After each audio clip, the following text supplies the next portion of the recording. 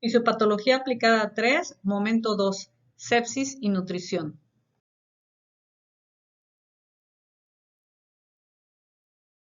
¿Qué es la sepsis?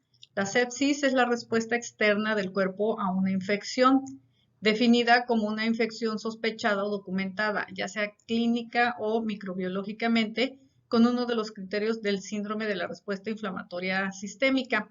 Esto representa una emergencia médica que puede ser mortal. El síndrome de respuesta inflamatoria sistémica se define como la adaptación del organismo tras una agresión. Su detección temprana y la instalación de medidas de soporte guiadas por objetivos mejoran el pronóstico de los pacientes.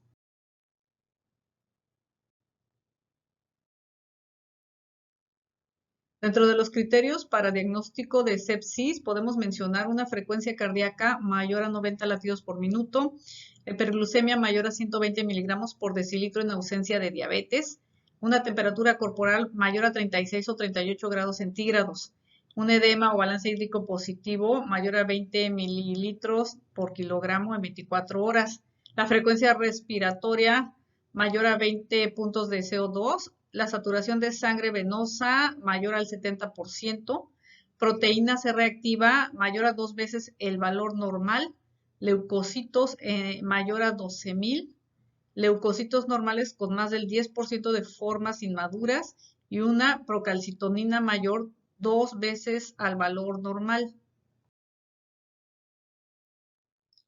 Las dos fases del estrés metabólico en la sepsis son las siguientes. La fase EBB o de hipometabolismo o choque se caracteriza principalmente por hipovolemia, hipotensión, hipoxia tisular e hipometabolismo. Los cambios que se observan durante esta fase se deben a la intensa actividad simpática que ocasiona una caída del gasto cardíaco, lo que disminuye el transporte y consumo de oxígeno, el gasto energético y la temperatura corporal. Todo esto asociado a un aumento de las concentraciones sanguíneas de la glucosa, lactato y ácidos grasos libres. En la fase flow, que es otra de las fases de hipermetabolismo, se desarrolla el periodo de posreanimación, posterior a la estabilidad hemodinámica y la correcta saturación tisular de oxígeno. En esta fase existe un aumento del gasto cardíaco, la frecuencia cardíaca y respiratoria, del transporte y consumo de oxígeno y de la temperatura corporal. Aquí se observa un estado de hipermetabolismo ocasionado por el aumento del gasto energético y con ello el consumo de oxígeno y la producción de dióxido de carbono.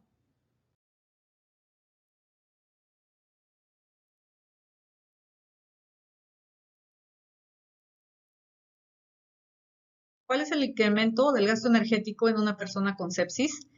Para el gasto de las necesidades energéticas del paciente séptico se recomienda introducir un factor de ajuste de entre 1.25 a 1.30 para la ecuación de Harris-Benedict.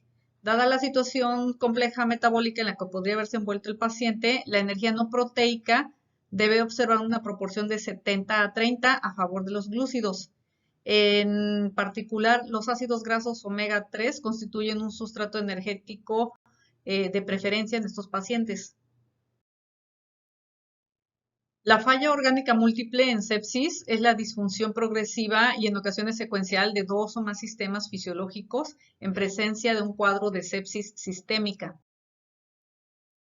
Las alteraciones fisiopatológicas en la falla orgánica múltiple podemos mencionar las alteraciones de la flora bacteriana gastrointestinal, el aumento del pH gástrico, parálisis intestinal, la alteración de los mecanismos de defensa locales, lesión anatómica funcional y de la mucosa intestinal, hipoxia celular, disminución de la IgA, ausencia del estímulo intralumial, deficiencia del aporte de glutamina y un aumento de la permeabilidad intestinal.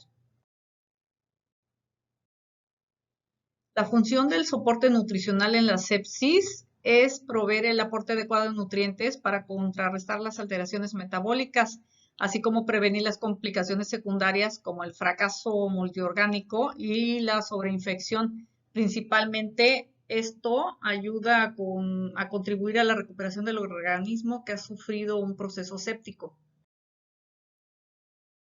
La función de la nutrición enteral principalmente es ayudar a la preservación de la integridad de la mucosa intestinal, previniendo la translocación bacteriana. El inicio de la nutrición enteral debe ser temprana, o sea, dentro de las primeros 24 a 48 horas de diagnóstico de sepsis y tras la resucitación del paciente. Las consecuencias de la nutrición enteral en la sepsis se pueden considerar un riesgo de isquemia cuando se inicia en un paciente séptico, sobre todo si está inestable hemodinámicamente. Aquí yo consideraría una nutrición trófica, considerando que en pacientes sépticos el tipo de alimentación, que puede ser la infusión de entre 10 a 30 mililitros por hora de un nutriente, es suficiente para prevenir la atrofia de la mucosa y el sistema linfoide, aunque este tipo de nutrición es insuficiente para los objetivos de una terapia nutricional exitosa, por lo que tendría que irse ajustando de acuerdo con los requerimientos energéticos completos del paciente y su tolerancia. ¿Cuál es la función de la nutrición parenteral? La nutrición parenteral debe reservarse para aquellos pacientes con sepsis que no pueden recibir nutrición enteral o cuando no se alcancen los requerimientos nutricionales por la vía enteral.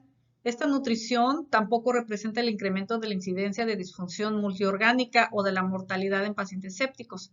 Por lo tanto, no existe evidencia de que en enfermos sépticos la nutrición parenteral induzca una mayor atrofia de la mucosa intestinal o la translocación bacteriana. Dentro de las recomendaciones para los macronutrientes podemos encontrar un 50% de carbohidratos, 30 de lípidos, 20 de proteínas,